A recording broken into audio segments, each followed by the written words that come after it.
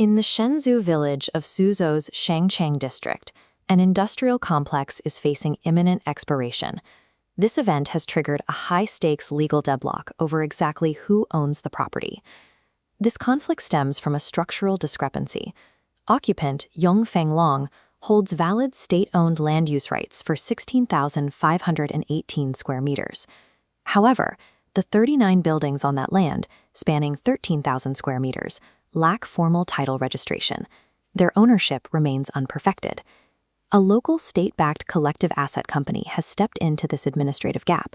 They are asserting ownership of the buildings and therefore claiming the expiration compensation, based entirely on a history of administrative custody. Resolving this requires examining how Chinese civil law structures property rights. Formal registration serves as a mechanism to perfect rights against third parties. It is the final administrative step, rather than the sole creator of substantive ownership. Li will demonstrate why the occupant holds the absolute right to the expropriation compensation. We can prove this through a four-part deductive legal chain: contractual transfer, land-building integration, accession, and administrative estoppel. The origin of the current occupation is documented. In 2003,永丰隆and the Shangcheng town government signed an asset purchase contract alongside a physical delivery agreement. The text of the contract is explicit. It dictates that absolute ownership of the assets transferred to the buyer upon the agreement's effective date and the physical delivery of the property. Both conditions were met on June 11, 2003. Under the 1999 contract law and 1995 real estate management law active at the time, property registration was a requirement, but it was not a prerequisite for a contract to be legally binding and executable between the signing parties. This chart diagrams the legal mechanics at play. The law distinguishes between substantive ownership and erga omnes protection. Substantive transfer occurs via the valid contract on the left. Registration, on the right, acts as a defensive shield against outside claims. An unregistered title only becomes vulnerable if challenged by a bona fide or good faith third-party purchaser. In the absence of a shield, the substantive transfer on the left remains perfectly intact between the original parties. Because no good faith third-party purchaser exists in this case's history, the lack of registration carries no penalty. Full substantive ownership transferred entirely to永丰隆upon the physical handover in 2003. A valid, fulfilled contract establishes ownership. Administrative paperwork, while required for external protection, does not undo a completed contractual reality. We move next to Articles 356 and 357 of the Civil Code. These outline the bedrock principle of modern real estate stability.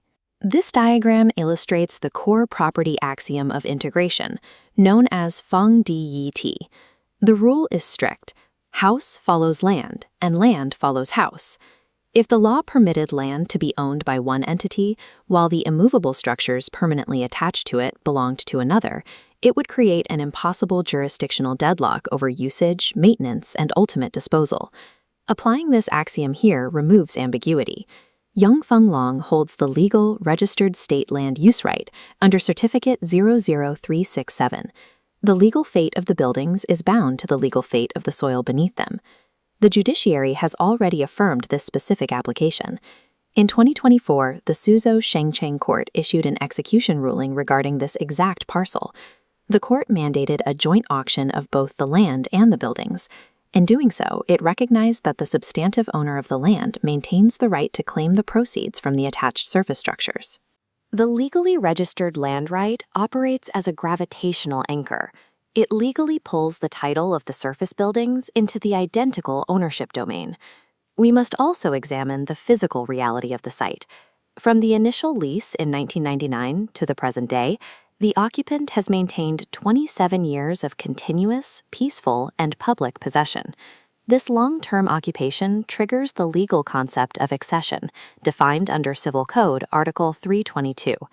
Accession addresses what happens when one party adds permanent value to a property. Over nearly 3 decades,永丰隆injected massive capital into the site. They executed building expansions, extensive structural renovations, and installed heavy utility infrastructure. These capital inputs do not sit separate from the property. They merge with the original asset, forming an inseparable physical and economic value that belongs to the entity that financed and constructed them. Coupling this physical investment with decades of uninterrupted tax payments and active operational management legally fortifies永丰Long's status as the de facto owner. Decades of physical reality, unprotested by outside parties, combined with continuous value addition, create a barrier against retrospective ownership claims. This brings us to the counterclaim. The town asset company asserts ownership based on their historical administrative takeover of the site following the original developer's bankruptcy in 1997. Looking at this flowchart mapping their claim, the logic breaks at the final step.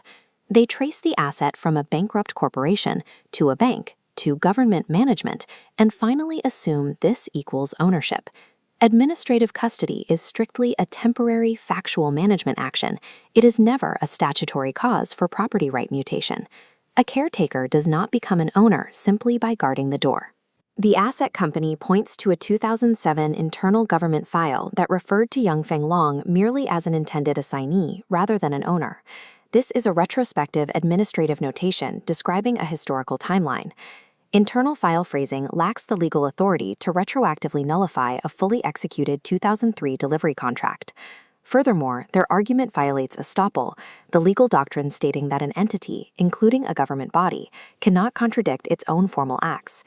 The government has consecutively confirmed the occupant's title. They co-signed a 2021 property rights certificate allowing the installation of industrial utilities, and they formally listed永丰Long as the sole target for a 2022 official buyback evaluation. An administrative body cannot formally recognize a corporation's ownership in order to tax them, regulate their utilities, and evaluate their assets, only to deny that exact same ownership when it is time to pay compensation. The third-party claim relies on a misunderstanding of custody versus ownership. Because it lacks a foundation in property law, the local judiciary formally rejected the town asset company's execution objection. Applying this deductive chain resolves the deadlock over the Shangchang industrial complex.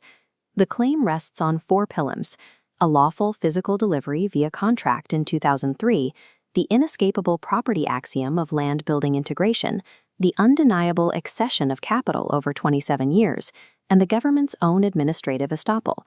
In disputes involving expropriation and unperfected titles, the legal system must pierce surface-level registration defects.